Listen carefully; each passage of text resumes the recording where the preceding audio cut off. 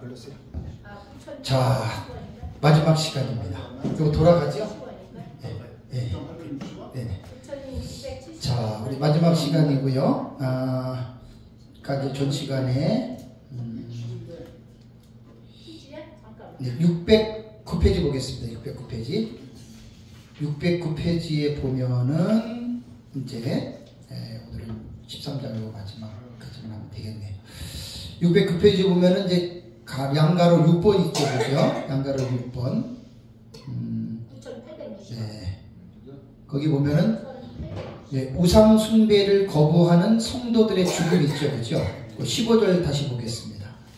계시록 13장 15절을 13장 15절을 다시 여러분께 보시면은 15절을 보시면 그가 권세를 받아 그 짐승의 우상에게 생기를 주어 그 짐승의 우상에게 말하게 하고 요까지 이제 전 시간에 말씀을 드렸죠, 그죠? 요 우상을 받게 하고 그 다음에 이제 보시죠. 15절의 마지막이 또 짐승의 우상에게 경배하지 아니하는 자는 어떻게 해요?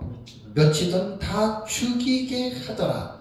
이게 지금 땅에서 올라온 거짓 선지자가 하는 사역이에요. 이 하나하나 잘 여러분 이해를 하다 보면 보통 사람이 아닙니다. 기독교 입장에서 볼 때는 정말 최악의, 그러니까 적그리스도와 거짓 선지자와 음녀, 사탄의 삼총사라 그랬잖아요. 마지막 시대의 최악의 존재들이에요. 최악의 존재들. 그러니까 이들이 가지고 있는 그 권세는 용으로부터 권세가 주어졌다고 그랬잖아요. 그죠? 사탄이 그 권세를 주어서 여기서 이제 그 우상에게 경배하지 아니하는 자는 몇이든 다 죽인다. 이게 그러면 언제 일어나는 것이냐?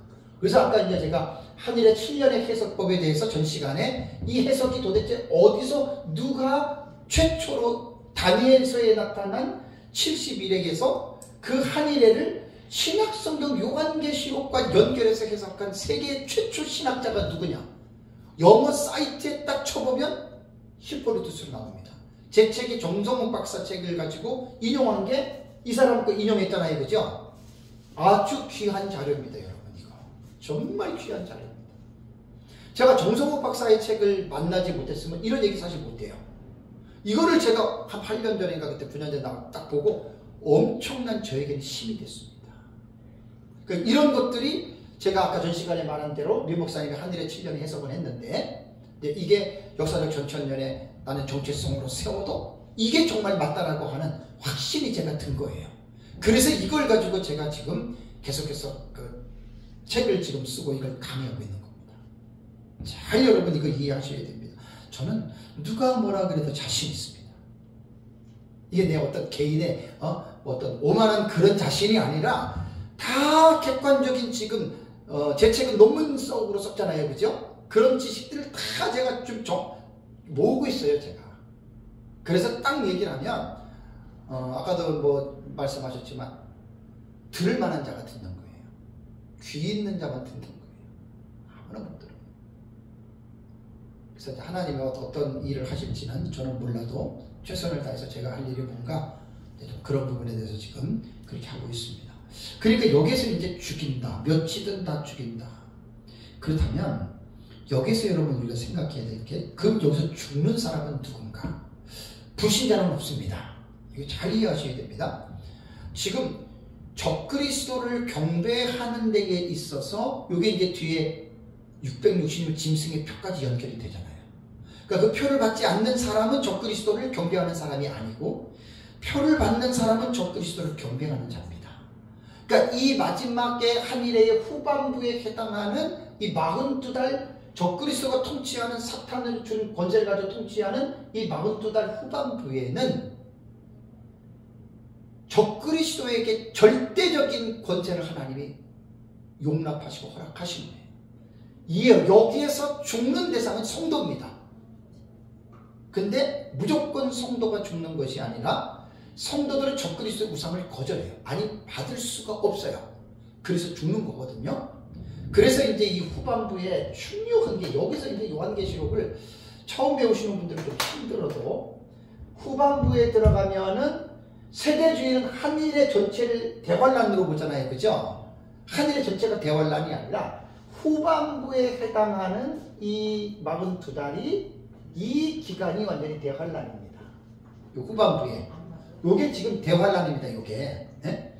요게 지금 대환란인데 요 대환란 가운데에는 완전히 지금 적그리스도가 용이 42달 동안에 엄청난 권한을 권세를 줬잖아요. 그래서 여기 경배하단다는 죽인다 그랬잖아요. 요 대환란 기간 동안에 성도들이 뭐하는 것은 딱 두 군데입니다.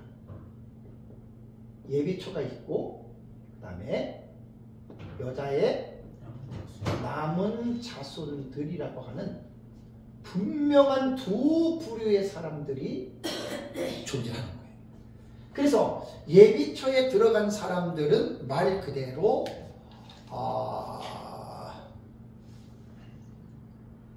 포토이마조, 포토스, 헤토이마조 포토스란 말이에요. 하나님이 준비하신 장소, 요 예비초거든요. 요것이 계시록 12장 6절과 14절이에요. 사실 요한계시록에서 여러분 예비초의 계시를 볼 수 있어야 돼요. 참 특별합니다, 이거는.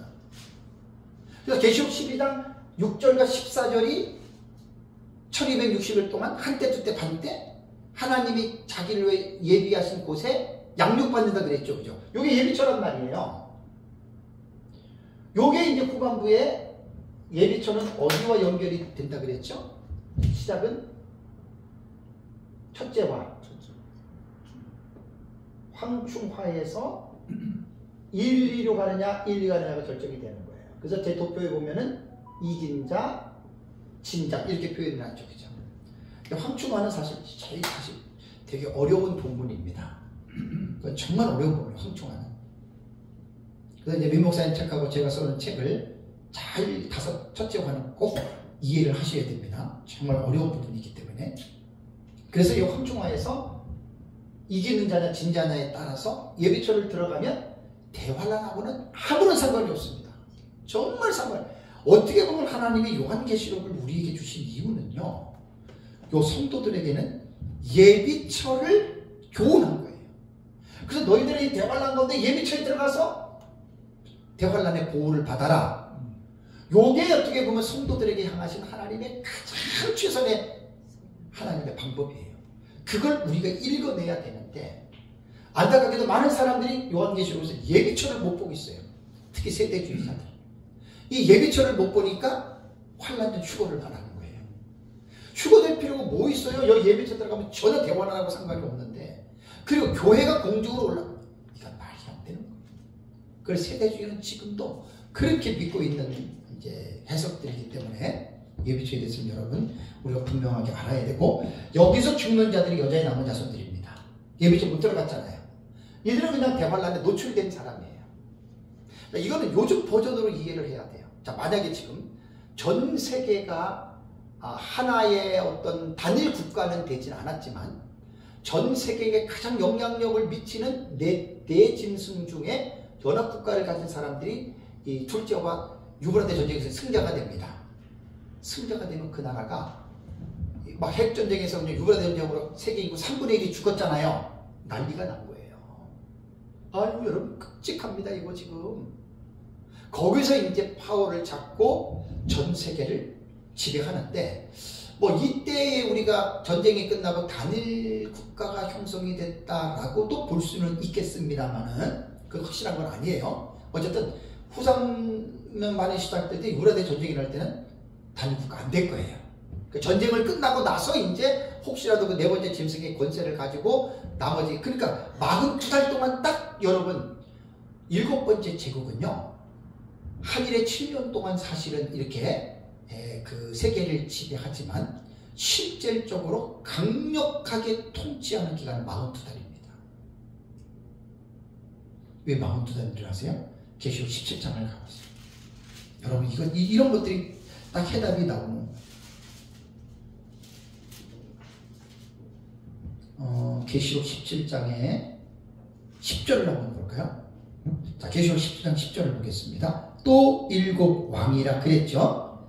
5은 망하고 하나는 있고 다른 하나는 아직 이게 일곱 번째 제국이잖아요. 그죠? 근데 이르면 뭐라 그랬습니까? 잠시 동안입니다.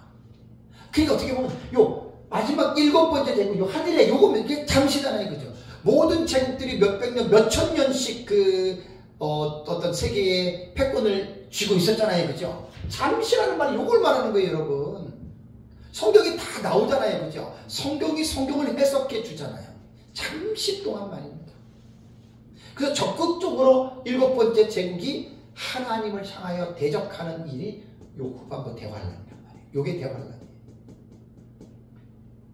그래서 이 여자의 남은 자손들이 절대로 짐승의 표 안 받습니다.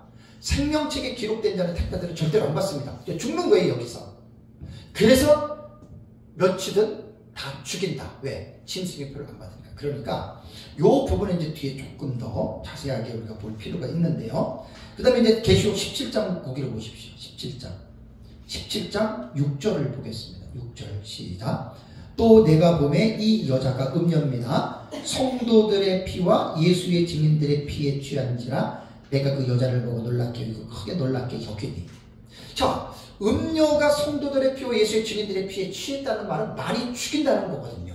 요 17장의 음녀가 성도들을 죽이는 것과 13장의 지금 15절에 거짓 선지자가 짐승에게 경배하지 않는 자는 며칠은 죽인다라고 하는 말은 동일한 사건들이에요.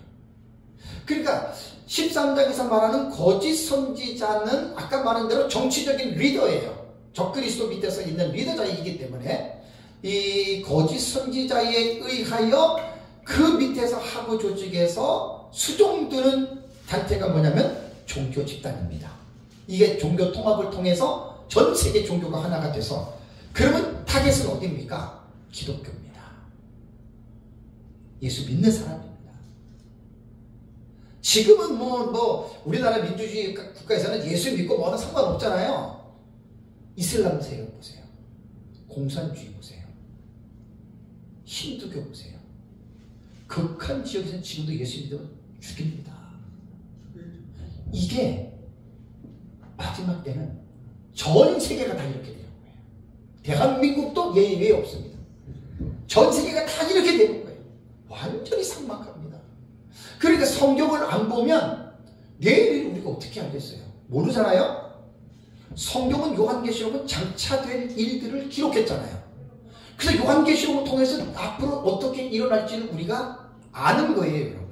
아까도 말씀드렸는데 이거 믿으셔야 돼요. 이거 알잖아요. 정말 이런 일이 일어나겠네. 그게 아는 사람이 하는 말이고, 이거 믿어보세요. 끔찍합니다. 섬찟합니다.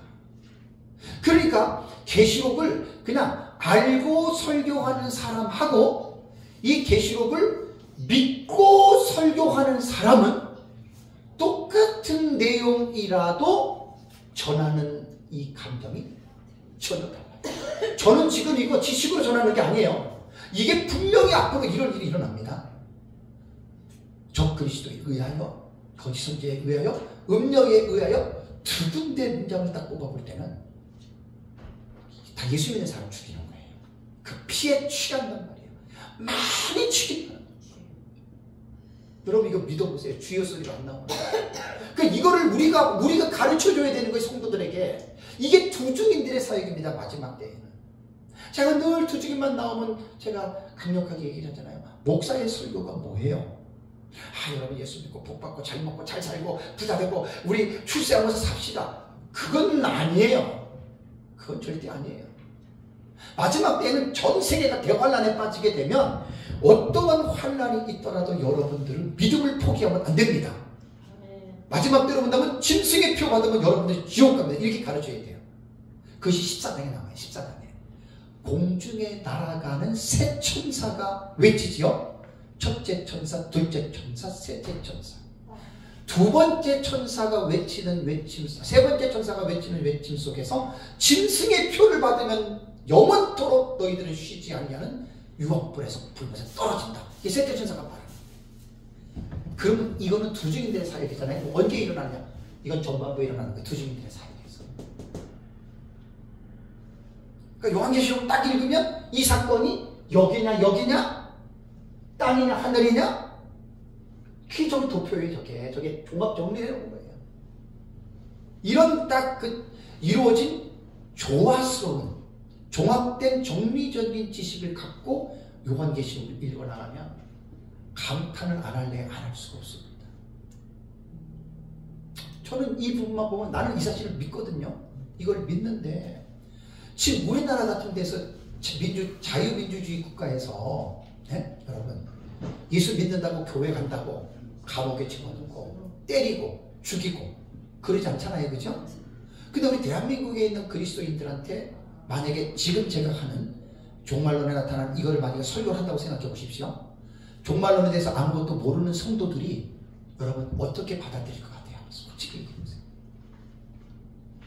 지금 제가 했던 말 마지막 때 이때 이제 음녀가 예수 주님들의 피에 취하고 죽입니다. 엄청나게 죽입니다. 그 만약에 성도들이 전혀 지식이 없는데 이런 말을 하면 성도들이 어떻게 생각할 것 같아요? 아, 저 목사님은 참 이상한 설교한다. 이렇게 생각한단 말이에요. 그렇죠? 그렇게 생각한단 말이에요. 왜? 기복주의자들은 밤낮 예수 믿고 복받아가지고 헌금 많이 바쳐가지고 복받아서 30평에서 40평으로 40평에서 60평으로 국산차에서 외제차 타고 땅 사고 골프 치러 다니고 세계 여행 다니고 복받아서 심을 때 몇천만 원씩 하고 그게 다 도둑 신부란 말이에요. 네? 그렇게도 설교를 하는데 또 은사주에 빠진 사람은 막 기도하고 활짝이 보이고 꿈에 그거 먹어 보이고 막 이거 막 엑스타시를 즐기는데 정말로 저 같은 사람은 그런 얘기 전혀 안 하고 이 마지막 때에 이때가 오면 전 세계가 적그리스도 거짓선지자 음료 이렇게 해가지고 이게 피 흘리고 죽는다 그러면 기본적인 성경의 지식이 없는 사람들은 이걸 아멘으로 받아들일 수 있을까요? 못 받아들여요. 그런 사람들은 2024년 지금 2월달이잖아요. 당장 이슬람 지역에 이라크나 뭐 이런 극단적인 이슬람 지역에 한번 여행 갔다 와보라 그래보세요. 특히 이스라엘에 여행 갔다 와보라 그래보세요. 그 이스라엘 가가지고 예수 믿으시오 한번 외쳐보라 그러세요. 어떻게 되나? 즉각 추방입니다. 다시는 이스라엘 못 들어갑니다. 그리고 뭐 인도 같은데 막 극단적인 무슬림 그 힌두교 심한 데 있잖아요. 예수 믿으면 가끔 막 몽댕이로 때려 죽여요. 그게 현재. 인도 갔는데 그 총을 가지고 쓰더라고요. 총 메고. 그러니까 극단적인 그런 지역에서는 예수 믿으면 지금도 때려 죽인다니까요. 그런데 대한민국 사는 사람들은 우리가 지향하고 있는 정치적인 그 이데올로기가 지금 우리 뭐 민주주의란 말이에요. 그런 걸 얘기를 안 하지만 여러분 마지막 때는 전 세계가 전제주의 국가로 다 갑니다. 대한민국은 전부 다 적그리스도의 세력에 의해서 움직여집니다. 어느 한 곳이 모두가 다 계시록 13장에는 그 짐승에게 경배해야 됩니다. 짐승의 표를 받아야 됩니다. 안 받으면 죽입니다. 이 사람들이 죽는 거예요.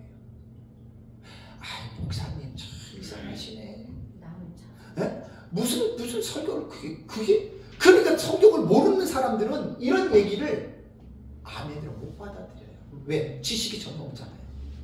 그 제가 지금 하는 말이 여러분 어떻게 들리세요? 제가 정말 믿고 강의하는 것 같아요. 지금 안 믿고 강의하는 것 같아요. 여러분 저는 믿고 하는 거예요. 100% 이런 얘기를 합니다.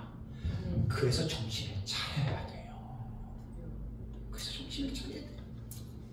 단순한 지식 전달이 아니란 말이에요. 지금 죽어요.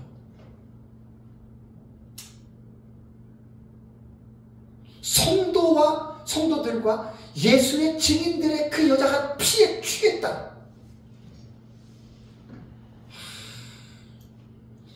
종교개혁이 일어나고 나서 로마 캐톨릭이 개신교로 전향했다고 해서 죽인 사람들이 유럽에서 몇 명인 줄 아세요? 신앙 때문에 죽인 자들이? 사모님 몇 명인 줄 아세요? 종교개혁 이후에 로마 천주교가 기독교인들을 유럽 전 지역에서 죽인 사람이 사망자가 몇 명인 줄 아시는 거예요? 몇 명일 것 같아요? 많을 것 같아요. 뭐 숫자는 모르고 6천만 명 이상입니다. 상상 로마 캐톨릭이 얼마나 무서운 집단인 줄 아십니까? 프랑스의 그 위그노 있잖아요. 위그노. 마을에 들어가가지고 몇천 명을 젖먹는 아이까지 바위에다가 돌로 쳐다 죽여버린 거예요. 예수 믿는 사람들 6천만 명이 넘어요. 종교개혁 이후에 캐톨릭이 죽인 사람들. 그냥 예수 믿으면 잘 먹고 잘 살고 편안하게 살고, 정말 역사를 모르는 거예요. 예수님의 제자들 다 순교했잖아요. 그죠? 그 초대교회 때 많은 사람들이 순교했죠. AD 313년 콘스탄틴 대제가 밀란에서 칙령을 이루기 전까지는 많은 사람들이 로마 제국에서 죽임을 당했습니다.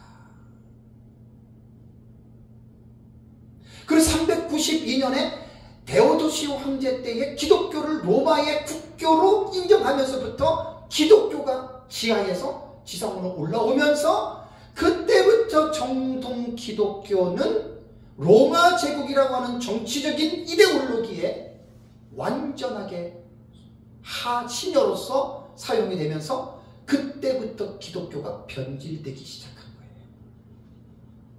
그러다가 590년에 그레고리 1세 황제 때에 중세 시장을 그때로 대부분 역사학자들이 봅니다. 그 말은 뭐냐면 590년 정도 되면 이제 기독교가 완전히 갈대로 가버린 거예요. 그때부터. 그리고 이제 종교개혁 때까지 1000년 동안의 영적인 암흑기라고 말을 하잖아요. 여러분, 콘스탄틴 대제가 313년에 밀라노에서 그 밀라노 칙령을 발표했다고 해서, 콘스탄틴 대제 어머니는 헬레나인가요? 그 엄마는 대단히 믿음이 좋은 여성이었어요. 엄마는. 근데 콘스탄틴 대제는 믿음이 있다라고 보지는 않더라고요. 많은 사람들이. 쉽게 말하면 이거예요. 로마라고 하는 거대한 제국을 통치하는데 황제가 됐잖아요. 그럼 그 제국 안에 로마 제국 영토가 엄청나게 넓잖아요. 그죠? 그럼 넓으면 그 제국을 전부 다 황제가 다스려야 되잖아요. 그럼 민족들이 많잖아요. 모든 민족이 옛날부터 빼놓을 수 없는 게 종교잖아요. 종교. 종교가 다 다르단 말이에요.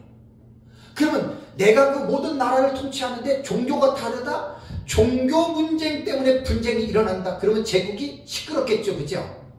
그래서 로마 캐톨릭이 정치적으로 자기네의 그 영토를 확장하고 굳건히 세우기 위해서 자기들이 정복한 나라들에게 선심을 베풀기 위해서 종교적인 그들의 요구들을 들어준 거예요. 그래서 로마 캐톨릭이 혼합주의가 된 거예요. 잘 한번 로마 캐톨릭에 대한 책들을 읽어보세요. 근데 중세 때는 뭐 완전히 막 그냥 우상 숭배하는 막 그 나라의 우상들도 전부 다 이제 집어넣고 인정을 해줘야지 제국 내에서 문제가 안 생길 거 아니에요.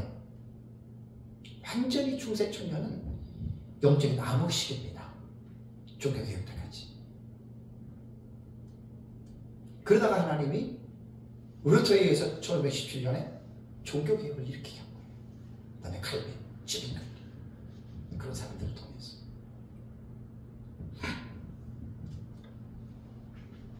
우상숭배하는 자는 마지막 때에는 안 하면 다 죽입니다.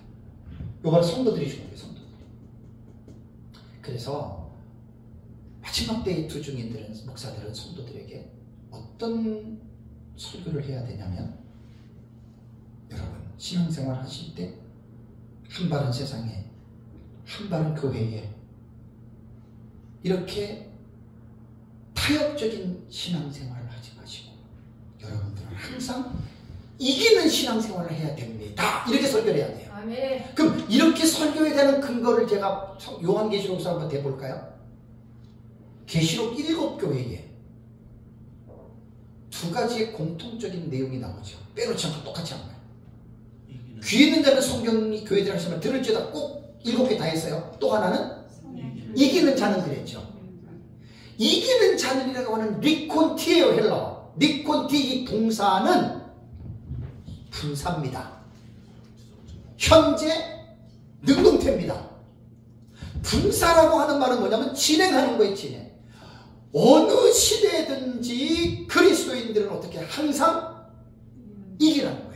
근데 이기라는 게 태가 능동태잖아요. 억지로 이기는 게 아니라 자원해서 스스로 이겨내라는 거예요. 이것은 내 힘으로 이겨내는 게 아니라 성령의 능력을 받아서 그 능력으로 내가 결정을 하라는 거예요. 여러분, 이게 이기는 자에 대한 교훈입니다.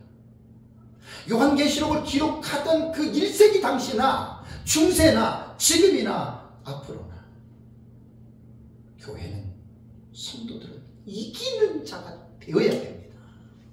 이게 분사 능동태예요.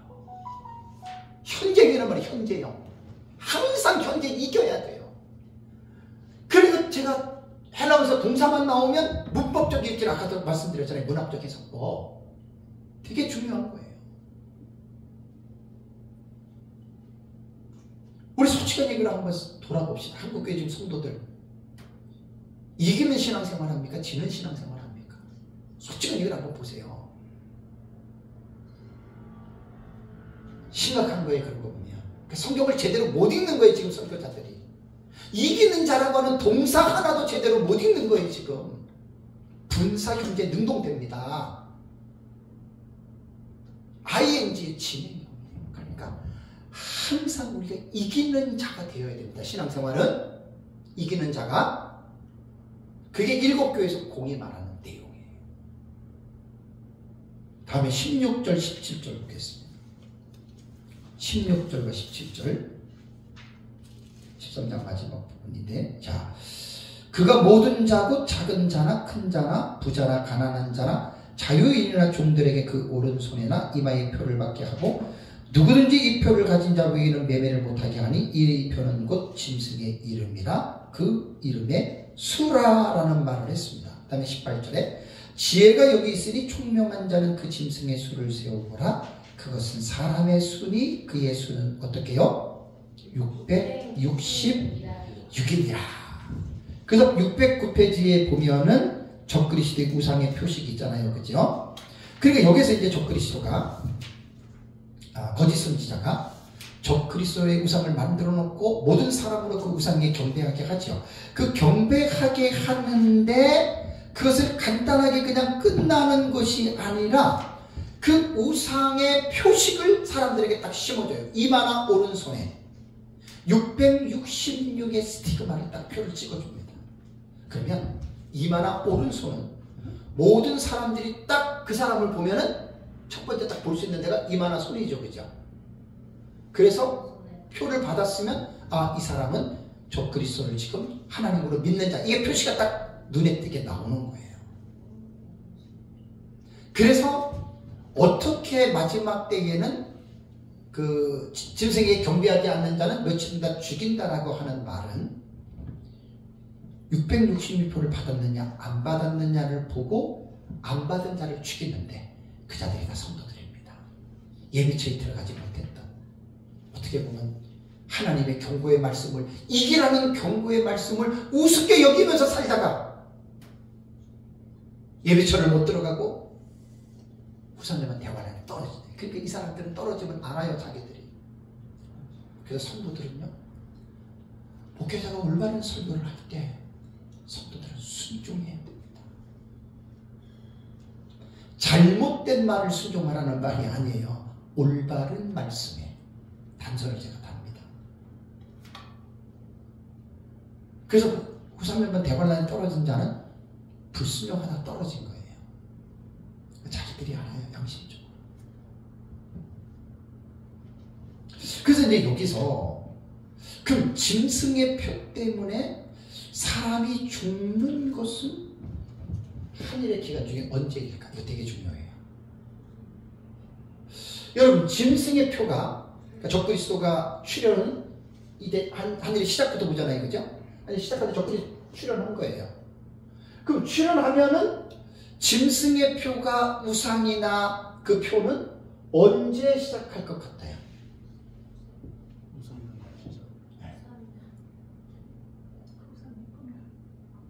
분명한 것은 후반부에 들어가면 완전하게 이것이 세계적으로 법령이 공표가 됩니다. 여기에. 그러면 요 표나 이 우상 문제는 그냥 이 전반부에서 일어나는 거예요. 전반부에서. 그죠? 전반부에서 이거 일어나게 되는 거예요. 여기서 어느 시점인지는 몰라요. 근데 가면 갈수록 강도가 세어지고 첫째와 황충하 때는 거의 아마 확정적인 단계로 들어갈 겁니다. 전 세계가. 예를 들어서 어디다가 무슨 우상을 만들어 놓고 모든 사람들은 자기들이 사는 곳에서 그 우상에게 경배하시오 이렇게 얘기를 하면, 요즘은 이제 전 세계가 뭐 어떤 통신이나 이런 것들이 발달이 돼서 지금 내 영상을 전 세계로 연결하면 곧바로 다 송출이 됩니다. 이제 그런 시대예요. 그러니까 모든 정보들이 아주 즉각적으로 이것이 이제 움직이게 됩니다.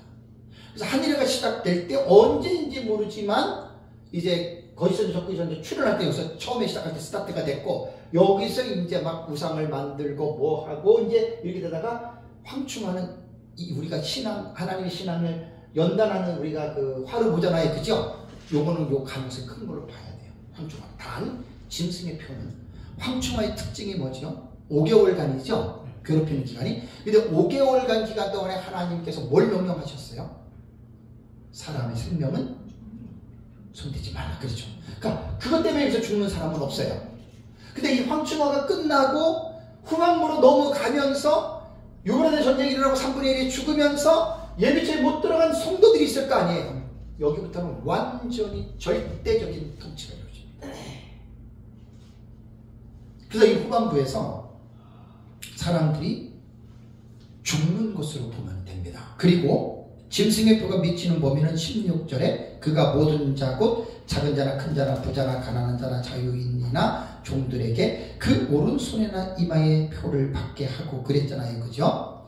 여기에서 모든 여기 보면 모든 자라고 하는 말은 전 모든 인류에게 하는 말입니다. 모든 인류. 하나도 빼놓지 않습니다. 그래서 이제 짐승의 표는 이제 그 611페이지 보시면 이마나 오른손에 이제 여러분들이 그렇게 보시면 되고요.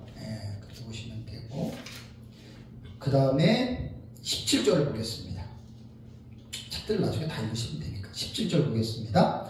누구든지 이 표를 가진 자 외에는 매매를 못하게 하니 이 표는 곧 짐승의 이름이나 그 이름의 수라. 여러분, 우리가 세상을 살면서 사람은 그냥 가만히 있어서는 못 살잖아요. 그죠? 먹어야 되잖아요. 그죠? 자, 먹거리를 우리가 구하려면 어떻게 해야 돼요? 농촌 사는 사람들은 농사를 져가지고, 그죠? 자기들이 스스로 자업자득으로 먹으면 돼요. 도시에 있는 사람들은 어떻게 해요? 우리 사 먹잖아요. 그죠? 때로는 이제 내 물건을 농협 같은 데 가면은 생산자들이 팔아달라고 갖고 오기도 하고, 그죠? 그 다음에 또 소비자들이 그 물건을 사잖아요. 이게 매매의 기능이에요. 사고 파는 거예요. 근데 요 기간에는요, 요 666의 표가 없는 사람은 팔지도 못하고 사지도 못합니다. 예를 들어서 우리 집에 금이 있어요. 그럼 금을 팔면 돈을 가지고 내가 다른 물건을 살 수 있잖아요. 그죠? 그때 표가 없으면 팔지도 못해요. 배가 고파서 죽어가는데 돈은 있는데 표가 없으면 물건을 살 수가 없어요. 여러분 한번 상상을 해보십시오. 이 말이 지금 사실일 것 같아요? 거짓말일 것 같아요? 하나님의 말씀이니까 사실이에요. 그럼 이거를 아까도 말씀드린 이해해야 돼요? 믿어야 돼요? 믿어야지요. 그러니까 이거를 믿으면 삭막함이 보이죠. 그죠? 도대체 어떠한 사회이길래 그 짐승이라고 하는 저것에서 사람을 신으로 숭배하지 않으면 죽이고 또 매매까지 못하게 그 표를 가지고 할까? 그러니까 여러분 끔찍한 거예요. 예수님이 지금 재림을 앞두고 7년이에요. 예수님이 재림하시기 직전에 엄청난 그야말로 우리가 상상을 초월하는 그러한 일들이 여러분 일어난다는 것입니다. 목구멍이 포도청이에요. 먹을 것 없으면 죽어요.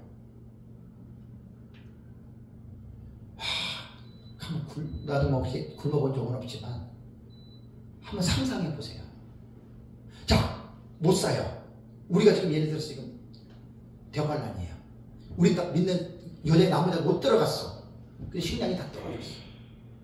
사모님 다 우리가 먹다가 하나 먹을 것도 없어. 하루 굶었어요. 이틀 굶었어요. 근데 돈은 있어요. 나가서 사오면 돼요. 종 목사님 살아나갔다가 걸리면 어떻게 되는 줄 아세요? 죽는 거예요. 이게 사실이에요, 사실. 죽는 거예요. 이런 세상이 온단 말입니다. 거기 612페이지 밑에 보세요. 마태복음 10장 21절 보세요. 자, 읽어볼까요? 장차 형제가 형제를, 아버지가 자식을 죽는 데에 내주며 자식들이 부모를 대적하여 죽게 하리라. 이 말씀 여러분 생각해 봤어요? 예수님이 이 말이 장차라 그랬습니다. 물론 이 말씀이 어느 시대에 어느 나라라고 하는 제한적인 어떤 국지적인 측면에서 이런 일이 있을 수는 있었겠죠. 그죠? 근데 예수님의 이 말씀은 어느 한 지역에서 일어나는 그걸 말한 게 아니에요. 이 사건은 전 세계적으로 일어나는 거예요. 감이 오시죠? 근데 보세요. 하늘의 후반부에는 불신자들은 죽을 일이 있어요, 없어요? 없어요. 하나님의 심판 외에는 죽을 일이 없어요. 왜? 짐승의 표를 받았는데, 그러니까 그들은 활개를 치면서, 우리는 적그리스도가 하나님이니까 활개를 치면서 그 하나님 때문에 우리는 살아간다. 그들은 이렇게 떵떵거리고 사는 거예요. 근데 여자의 남은 자신 성도들은 이렇게 못 살아가요. 다시 한번 보세요. 마태복음 10장에 장차.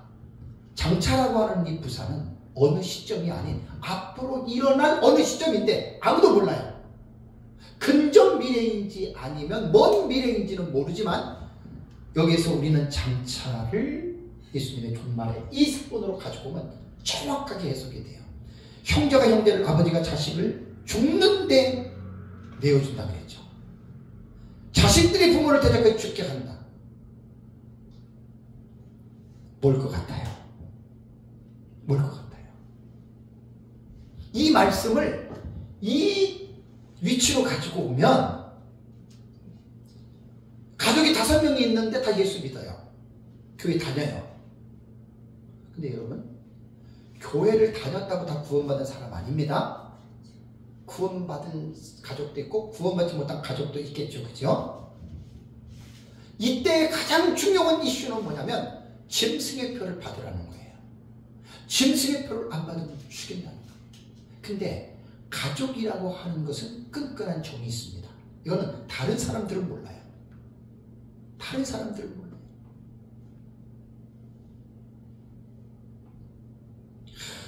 일단 뭐 목사님들 손자 손녀 보신 분들은 아시죠? 자식 다 낳고 그 자식 가족이기 때문에 그런 거. 그러니까 아마 이럴 수 있는 거예요. 가족들이 다 교회를 다니는 예수를 믿었는데 가족 중에 누구가 어떤 자식이든지 부모든지 교회는 다녔지만 짐승의 표를 안 받으면 죽이고 매매를 못하게 하니까 일단은 가정의 행복을 위해서 받을 수도 있겠죠. 그죠? 근데 그 가정 안에서 어떤 가족들은 그 사람은 택자가 아니에요. 그 표를 받은 사람은. 근데 택자들은 절대로 표를 안 받아요. 그럼 가정 내에서 뭐가 있겠어요? 불화가 있겠죠. 아버지가 짐승의 표를 받았거나 자식이 짐승의 표를 받았거나 반대로 상대방은 안 받았잖아요. 그죠? 불화가 있다가 나중에 짐승의 표를 받은 부모가 요즘으로 말하면 경찰서로 신고하는 거예요. 우리 집에 짐승의 표 안 받은 놈들이 있다. 그리고 짐승의 표를 받은 자식이 짐승의 표를 받지 않는 부모에게, 왜냐하면 이게 마지막 때는 18장에 가면은 이 세상이 귀신의 처소가 되잖아요. 완전히 악한 영에 사로잡히게 돼 있어요. 그때는 최소한의 가정이라고 하는 공동체에 신이 주신 그러한 것 자체도 다 파괴된다는 말이에요. 이게 지금 안 그렇습니까? 정상적인 사회에서는 가족이기 때문에, 부모가 자식이기 때문에 부모는 죽으면서까지도 자식을 섬기면서 죽는 게 부모예요. 자식도 부모이기 때문에 자기가 죽어도 부모를 공경하다가 죽는 게 그게 자식이고, 그게 정상적인 가정 안에서 이루어지는 일들입니다. 예수님의 말씀에는 뭡니까? 형제가 형제를, 아버지가 자식을, 자식이 아버지를 죽는데 대적해서 죽이게 한다는 거 아니에요? 이거를 팬데믹으로 보세요. 전 세계적으로 이것이 이루어졌다고 보세요. 신앙 문제밖에 없잖아요. 그죠?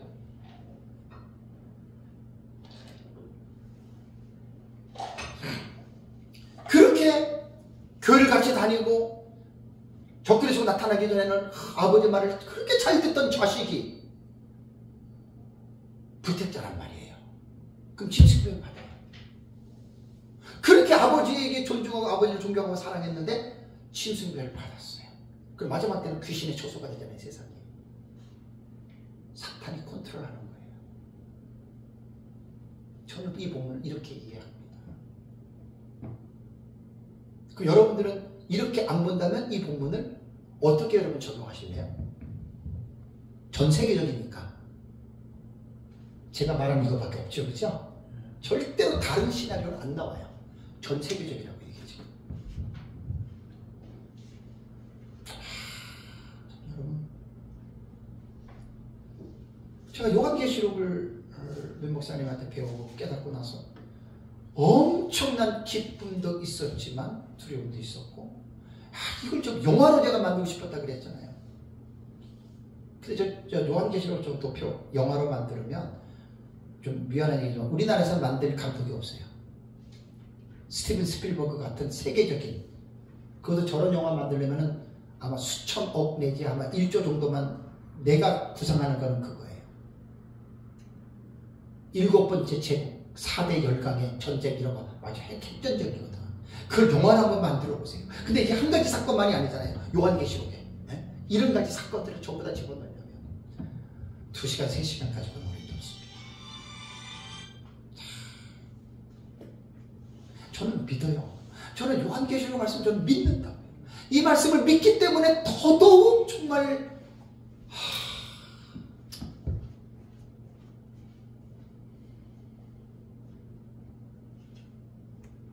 그러니까 짐승의 표를 받지 않고는 최소한의 생존조차가 불가능합니다. 그래서 이제 요 대상들은 후반부에는 여자의 남은 자손들, 그래서 또 하나를 추가한다면 유대인의 남은 자손들 그러잖아요. 세대주의는 교회와 이스라엘을 정확하게 구분하잖아요. 그거 잘못된 거예요. 그냥 이스라엘은, 유대인들은 구약의 아브라함의 혈통 가운데에 그냥 태어났던 민족이다. 이것만 보셔야 돼요.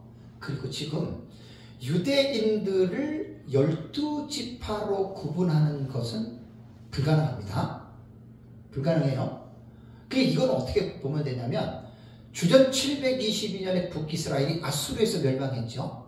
아수르의 그 식민 정책은 정복한 나라의 백성들과 자기 나라의 백성들을 막교환해서 심어놓고 심어주는 거예요.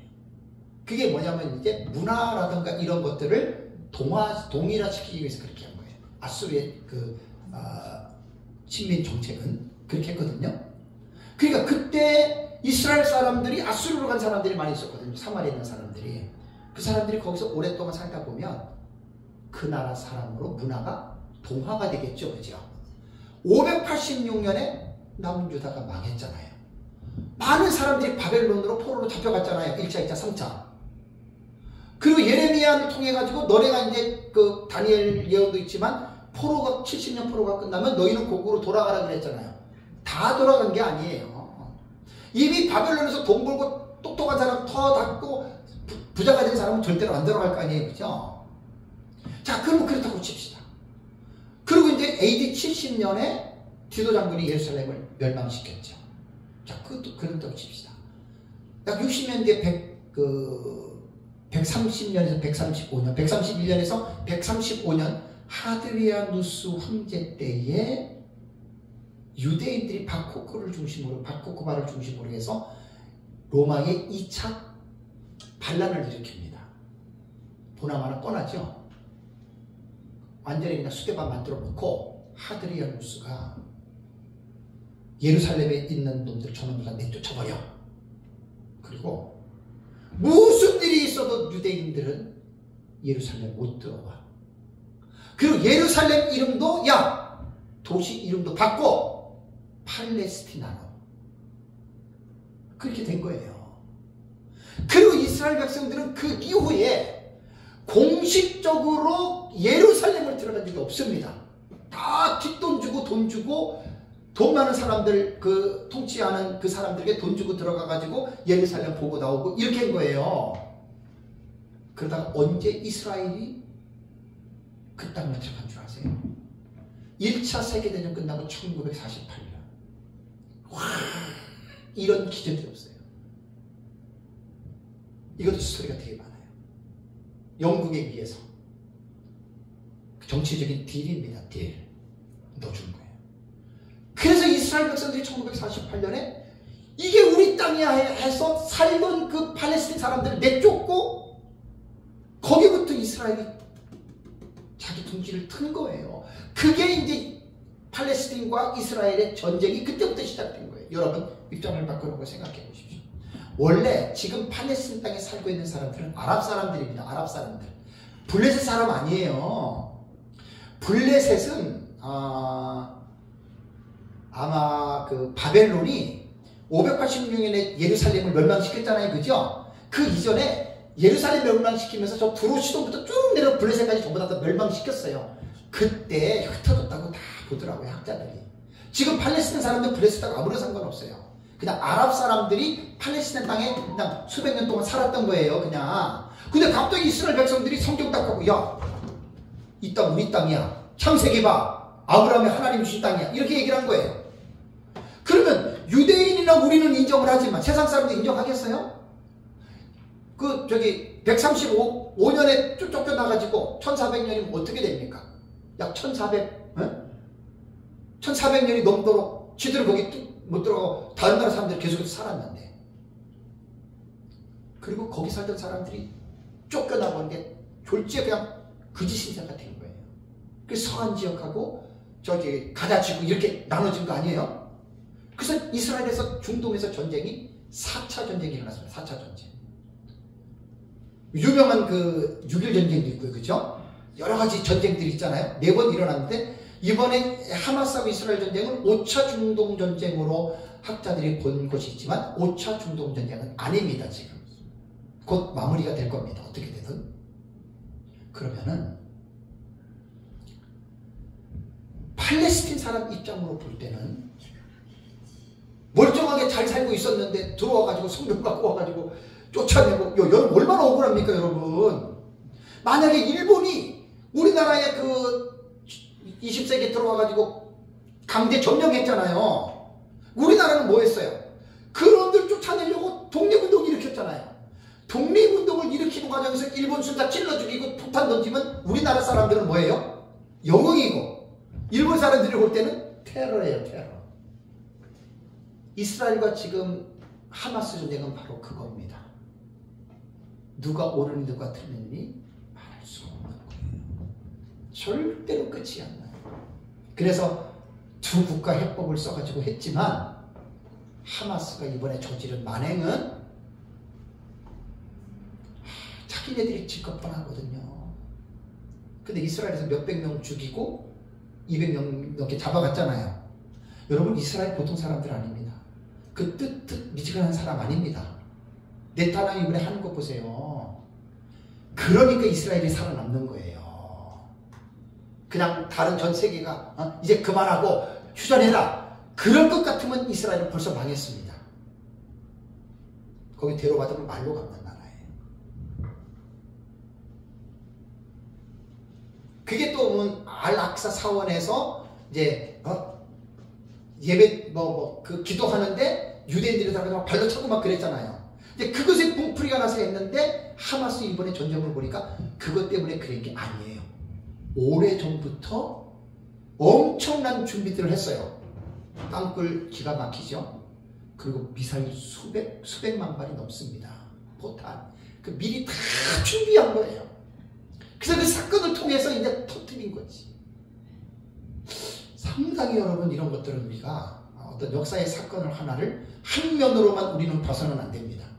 다각적으로 종합적으로 우리는 분석할 수가 있어야 됩니다. 그래서 짐승의 표를 받지 않는 자를 며칠은 죽인다라고 하는 이 말은 여러분들이 잘 생각하고, 이제 짐승의 표에 대해서 좀 보겠습니다. 여기 보면은 이제 17절을 볼까요? 17절을 보시면 누구든지 이 표를 가진 자 외에는 매매를 못하게 하고, 그러면서 이 표는 뭐라 그랬습니까? 짐승의 이름이나 그 이름의 수라. 그러니까 표는 무슨 표인지는 모르지만 짐승의 이름이 될 수도 있고 짐승의 이름의 숫자도 될 수 있다, 그 말입니다. 그러면서 18절, 지혜가 여기 있으니 총명한 자는 그 짐승의 수를 세우거라. 그것은 사람의 수니 그의 수는 어떻게 해요? 666이니라. 자, 여기서 보면 666이라는 말이 나오는데, 요한계시록이 기록이 된 이후에 이 666만큼 오랫동안 또 여기저기서 이렇게 666이 뭐냐라고 하는 이런 것 때문에, 이것 때문에 상당히 논쟁의 대상이 있는 주제는 아마 여러분 없었을 것입니다. 그래서 여기 보면은 666을요 아주 희한하고 기이하게 사람들이 이 부분들을 해석해 왔다라고 하는 것을 여러분 우리가 보고 있는데, 여기 여러분 18절을 보면은 그런 내용이 있잖아요. 18절을 보면은 지혜가 여기 있으니 총명한 자는 그 짐승의 수를 세워보라 그랬죠, 그죠?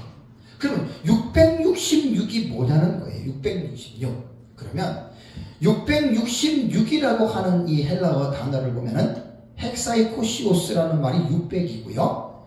헥세콘타라고 하는 말이 60이고 헥스라고 하는 단어가 6입니다. 그래서 666이 되는 거예요. 이 666을 해석하는 것들을 보면 두 가지입니다. 하나는 게마트리아 방식으로서 666인데, 거기 이제 그 614페이지를 보십시오. 이건 숫자를 조작하는 거예요. 고대의 언어를 보면은 철자가 있습니다. 자음이나 모음 글자가 있는데, 그 글자에 대부분 나라의 언어들이 숫자가 포함되어져 있어요. 그래서 히브리어 같은 경우는 알레페트, 기멜, 달레, 해, 바브, 자인, 헤드 이렇게 되면 1, 2, 3, 4, 5, 6, 7, 8, 9, 10 하고 카푼과 거기서부터는 또 100, 200, 300, 400, 500, 600 이렇게 나가는 거예요. 1, 2, 3, 4, 5, 6, 7, 8, 그 다음에 20, 30, 40, 50, 60, 70, 100에서 100까지 나갔다가 그 다음에 100, 200, 300, 400 코퍼레이트 시진타고 그러면 400까지 딱 이 숫자가 정해져 있어요. 그래서 그 히브리어의 이름을 딱 쓰면은 단어의 그 숫자가 있잖아요. 그 숫자를 합하면 거기서 합이 얼마가 나오는 거예요. 그래서 이제 가장 많이 말하는 사람들이 뭐냐면 네로라고 황제의 이름을 보면은 네론 카이사로 해가지고 라틴어 글자로 다 뽑아내니까 그 숫자를 맞추니까 666이 나온 거예요. 그래서 네로가 666의 주인공이다. 이렇게들 해석들을 해왔다는 이야기입니다. 과거주의 해석들이 대체적으로 이렇게 해석을 합니다. 근데 이게 뭐 네로 황제뿐만이 아니라 뭐 칼리굴라 트라이안, 그다음에 베네딕스 9세, 그다음에 바오로 5세, 마호메트 등 많은 이러한 사람들의 이름을 가지고서 이 사람의 이름이 666이 나온다. 그래가지고 이제 그게 바로 적그리스도의 표다. 그래서 그 사람이 적그리스도라고 이렇게 해석했던 방식을 게마트리아 방식이라고 합니다. 그 다음에 두 번째는 상징적인 의미로서의 666을 해석을 합니다. 근데 이거는요, 분명히 성경에 보면은 666이거든요. 숫자가. 상징의 수는 어떻게 해석하냐면 이거를 6, 6, 그럼 뭐죠? 666 이렇게 되는 거예요. 여러분 이거 보세요. 같습니까? 다릅니까? 완전 달라요. 완전 달라요. 이거 같을 수가 없어요. 비슷하지잖아요. 완전 다른 거예요. 그래서 상징적인 의미로서의 666은 어떻게 해석을 하냐면 6은 사탄의 수다. 그리고 두 번째 6은 적그리스도의 수다. 세 번째 6은 거짓 선지자의 수다. 그래서 사탄, 거짓 선지자, 그러니까 적그리스도, 거짓 선지자. 여러분 이거 나는 수용하기 힘들어요. 말 그대로 그냥 귀에 걸면 귀걸이, 코에 걸면 코걸이 갖다가 여러분 붙인 겁니다.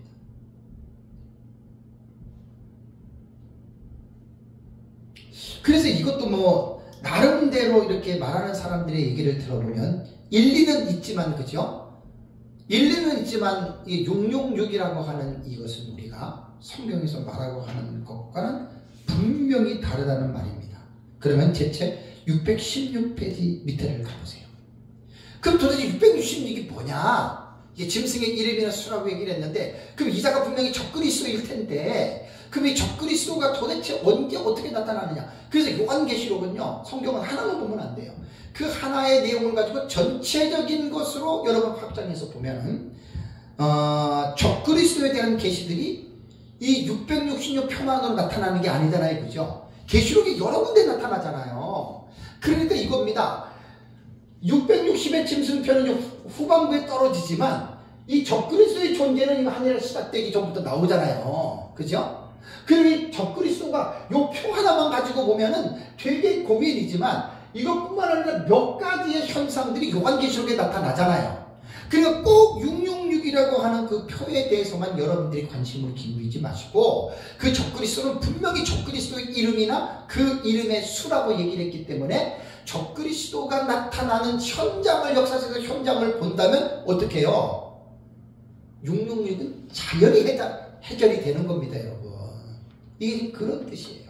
그래서 A번에 보면 7번째 제국의 열왕을 지배하고 그 제국을 통치하는 8째 왕으로서 역사적에 등장합니다. 이 사람이 적그리스도예요. 그럼 이 사람은 이름이나 이름의 수가 660냐고 100% 연관이 되어 있고요. 617페이지 위에 보면 B번에 그가 많은 사람들과 더불어 한 일 동안에 언약을 맺는다. 다니엘서 9장 27절. 딱 이게 적그리스도가 나타나는 지금 징조를 말하는 거예요. 다음에 세 번째는 그는 치명상을 입고 죽게 되었던 상처가 낫는 기적적인 인물이 될 것이다. 이자가 적그리스도잖아요, 그죠? 그 다음에 네 번째는 거짓 선지자가 등장하여 이자를 위하여 뭘 만들어요? 우상은 만들고 그를 경배하게 한다. 그 사람의 이름이나 수가 666이라고요. 그 다음에 다섯 번째가 짐승의 표를 받지 않고 그를 경배하지 않는 사람들을 분명히 죽일 것이다. 여러분, 666이라고 하는 이 숫자 하나만 가지고 우리가 이 적그리스도를 생각한다면 어때요? 되게 어렵잖아요, 그죠? 그죠? 되게 어려운데 이 적그리스도에 대해서 요한계시록에 언급한 여러 가지의 내용들을 보면 어떻게 됩니까? 금방 여러 가지의 사건들을 통해서 우리는 이 666의 정체를 가진 적그리스도를 분명하게 여러분 우리가 알 수 있다는 말입니다. 그러니까 666은 고민할 필요가 없어요. 근데 이제 역사적으로 최근에 이제 일어났던 40년 전부터 이렇게 본다면 바코드 아시죠? 바코드? 상품의 어떤 그 이력이라든가 모든 것들을 이렇게 집어넣기 위해서 바코드를 만들고 그 바코드만 보면 이 상품은 어느 나라에서 어디서 언제 어떻게 이게 다 정보가 나오는데 그 바코드를 가지고 한 40년 전에 나올 때 세대주의자들이 그게 666 짐승의 표 이렇게 말했잖아요. 근데 여러분 바코드는 바코드일 뿐이지 그 짐승의 표 아니에요. 그리고 오바마가 대통령이 됐을 때 미국에서 오바마 케어의 하나의 그 현장으로서 베리칩이죠, 베리칩. 신체에다가 모든 인포메이션을 집어넣어서 그걸 이제 베리칩으로 만든다. 세대주의자들도 난리를 폈잖아요. 그게 666 짐승표라고. 그래서 극단적인 세대주의자들은 미국 내에서 오바마 때에 그 표를 안 받으려고 외국으로 이민 간 사람들도 있었다고 그러더라고요. 이게 거짓 정보 때문에 그런. 근데 아니잖아요, 여러분. 그리고 최근에 코비드19 팬데믹 현상이 나타날 때 백신이 적그리스도가 조종하는 짐승의 표가 될 것이다. 이게요, 참 세대주의자들은 문제가 많습니다. 전혀 그거하고 상관이 없습니다.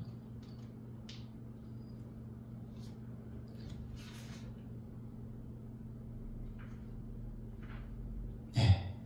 짐승의 표가 주는 교훈 618페이지입니다. 짐승의 표가 주는 표는 것은 이게요. 단지 먹고 살기 위해서 짐승의 표를 받는다. 매매하기 위해서 저는 그렇게 안 봅니다. 짐승의 표를 받는다라고 하는 말은 짐승의 표를 받는 사람이 자발적으로 적그리스도는 나의 하나님이다, 신앙의 복종심으로 받는 거예요. 여러분, 이거는 매매를 하기 위해서 그것 때문에 하는 게 아니에요. 적그리스도는 나의 하나님이다. 그러면 하나님 편에서 볼 때는 어때요? 완전한 우상 숭배잖아요, 그죠? 하나님을 안 믿고. 그래서 모든 사람들이, 세상의 사람들이 그것 때문에 하나님의 진노를 촉발하는데, 619페이지 위에 보시면은 계시록 13장 8절 보세요. 계시록 13장 8절에 죽임을 당한 어린 양의 생명책에 창세 이후로 이름이 기록되지 못하고 이 땅에 사는 자들은 어떻게 해요? 다 그 짐승에게 경배하리라 그랬죠. 그러니까 마지막 때의 이 후반부에 적그리스도가 등장하고 우상 만들잖아요. 100%입니다. 100%. 그래서 이것 때문에 어떻게 됩니까? 7번째 대접으로, 6째 인으로 이 세상은 하나님이 불로 심판하는 겁니다. 강의 이번 시간에 마무리를 하겠습니다. 계시록 13장에 땅에서 올라오는 짐승, 이 자가 누구냐? 이 자가 거짓 선지자. 구약 성경에 나타나는 그런 거짓 선지자 말고, 신약 성경에 말하는 그런 거짓 선지자 말고, 정치인으로서 단일 인물입니다. 적그리스도 시종이고, 적그리스도와 같이 거짓 선지자는 사탄으로부터 권세와 능력을 받은 자라는 말입니다. 이 자가. 그리고 이 자가 하는 일이 적그리스도를 세워놓고 그 하나님으로 우상을 만들어 놓고 모든 사람들을 그 적그리스도를 경배하는 우상 숭배하는 일을 만드는 그 일을 행하는 자가 바로 이 땅에서 올라온 적그리스도란 말이에요. 그러니까 이런 사람들로 인해서 얼마나 많은 성도들이, 여자의 남은 자손들이 죽임을 당하겠습니까? 우리 지금 이거를 본 건데 이거 믿으셔야 됩니다. 그리고 이걸 준비해야 됩니다. 언제인지 모르지만 예수님 이게 나타나거든요. 우리는 계속해서 이 진리를 깨닫고 나만 아는 게 아니라 어떻게 해요? 전승해야 돼요. 우리는 이 진리를 보존하고, 그 다음에 보존할 뿐만 아니라 이걸 어떻게 해요? 구약의 법으로 가보면 가정에서 우선 자녀들에게 가르치고 성도들에게 가르치고, 그럼 우리 때 예수님 재림 안 하면 우리 자녀 때는 예수님 재림할 수 있잖아요, 그렇죠? 그래서 이 신앙, 요한계시록의 작은 두루마리에 계시는 계속해서 계승되어져야 됩니다. 그래서 이렇게 잘 생각하시고 살아가시기를 주님의 이름으로 축복합니다.